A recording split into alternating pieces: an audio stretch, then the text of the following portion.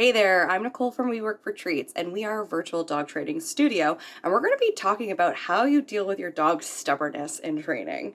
All right, so let's dive in. And what we're going to be talking about specifically, and I'm just going to be giving you guys 3 tips on helping you train your dog who is being stubborn, okay? And we've all been there, so just know that I have a fair amount of relating stories that I hope to enlighten you with new maybe ways to navigate that, and also, just kind of normalizing some of our dog's stubbornness. All right, so let's get started. I want you to start to abandon labels, okay?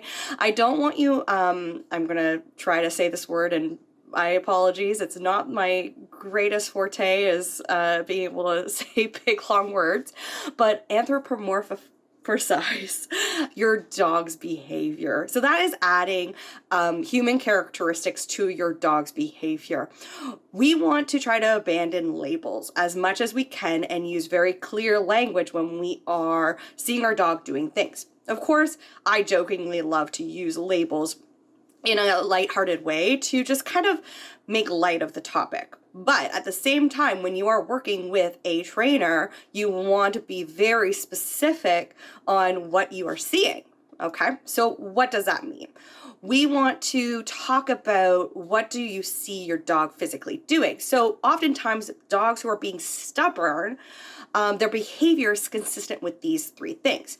They're either showing some sort of unmotivated behavior. So they are maybe probably resting in a typical hangout spot, right? And they're just like disinterested in engaging with you. All right. So that could be just kind of like resting there. They look at you and they're like, yeah, I'd rather not. Right. So they're not motivated by what the task is, or they're not motivated by what you are going to be using as a reinforcer to do that thing. Along with that, sometimes they're just like, I got better things to do. These things are more reinforcing than what you have to offer. So you're going to see an increase in the behaviors that they enjoy doing, right? More often. And then also on top of that, things that just have maybe some more longer learned history, right? These skills that they are just more fluent at, you might see more of, right? So there's a bunch of layers with regards to what our dog is intrinsically motivated by. And that's kind of important to note when you see your dog doing any type of stubborn behavior, right? Not complying in our eyes, right? Is because sometimes they're doing behaviors that are consistent to what they'd rather be doing. Okay. Then we have impulse control training. So if you are doing a lot of impulse things like sittings and waitings and down stays and eye contact behaviors, things that are like moving away from the things that they are magnetized by, you're going to see potentially hesitation to do any type of moving behaviors. So like a touch target, you're asking them to come toward you and boop your hand, but you have been consistently doing a bunch of leave-its with food in your hand. Your dog is like, no, I don't go toward that thing because I have a lot more skill under my belt in the resisting the urge category. So you're going to see your dog electing to do those behaviors instead. So hesitation to move forward. So you're going to see just more stillness in their behaviors versus moving behaviors. Okay. So that's an important thing to kind of note of when you are observing your dog. What are they doing? And why might they be doing it? And then another thing is that they're too scared. They have bigger fish to fry. So you'll see behaviors that are consistent with a dog who is scared. They're either whale eyeing, pinning their ears, crouching down. They're doing escaping and avoiding behaviors because they are uncomfortable with the situation. Either what you are asking them to do or the environment around them is shutting them down and making them not want to do that. So these are the behaviors you might see. So I want you to abandon certain kind of labels of stubbornness, right, that you are maybe considering is the problem, right? And let's just observe what the behavior is and could it be falling into these 3 categories. And so with that said, we need to understand the whys. Why is my dog being stubborn? Okay, so let's dive into that.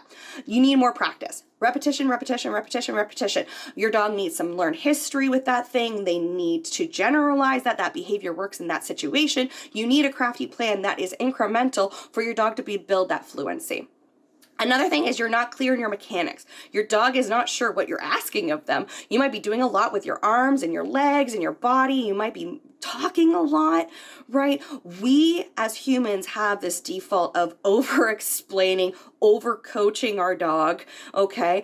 And we need to scale it back and be really clear and concise in how we deliver cues to our dog. Another thing is that there's a payment and behavior mismatch. All right. Dogs are really great economists. Okay. They also have competing motivators, things that they'd rather be doing. Okay. So that's another important factor in whether your dog is going to comply or not. I hate that word, but I think that a lot of you can relate to that term when you are categorizing your dog as stubborn, right? And I want you guys to really connect with me here on like, it's not so much your dog doesn't know what to do or they don't rather not, right? It could be because they just are like, it's not worth it. Okay. And then another thing is, like I said before, bigger fish to fry, your dog is scared. Okay. And that could be a reason why your dog's not doing something. They are scared stiff. Okay. Absence of behavior tends to be one thing that I am most worried about. I'm like, why is a dog not doing something? Most often, it could be in this category, okay? All right, and then I want you guys to take a breath and remember, when your dog is being stubborn and you're just like really frustrated, right? We need to adapt other skill sets ourselves to best help our dog, okay? Not only are we training our dogs alternate behaviors, we're training you alternate behaviors as well. And so I want you guys to remember, progress is not linear. Just because your dog did it yesterday might not mean that you can do it today, okay? And that's okay. There are going to be hills and valleys along the way. Another thing is that all dogs can learn. I get a lot of this when I'm working with dogs who have fear and aggression problems. Oftentimes it's dogs that are out of their puppy and adolescent phase and they're now adults, and people don't think that their dog can learn anymore. And then also dogs who are scared, they can learn. We just need to build the environment around them for them to be successful. Another thing is dogs do what works. Dogs do what works, okay? And I want you guys to remember this when you are dealing with your motivation and payment plan for your dog, okay? And then also dogs have really complex emotions that we just don't know, all right? If only we could climb into our dog and be like, why didn't you do that? What's going on, right? But we don't. So we need to observe our dog, see what body indicators they're giving us, and try to devise a plan that is going to help them feel comfortable and safe and be able to be successful with that behavior that we're asking of them. So with that said, I'm going to point you guys towards, I'm going to point you towards two great resources that might help you with this, okay? So I have a free downloadable handout on motivation, so bait prep and how to capitalize on your treats and toys and access to things as a motivator for your dog. And then on top of that, if you're wondering, is my dog actually maybe upset? They're not comfortable, they're scared, and I just don't know. I have a free course on why is my dog upset. And this might be really good to help you navigate on whether your dog is upset or not, or scared or whatever it is. And then where you can go from there if that is the case, because it's not so much about having the best food on hand. There's a lot of things that you might need to do in the environment to help your scared dog be successful. It was great chatting with you. And if you want to learn more, check out my website, www.weworkfortreats.com, and send me a little message and we'll get connected.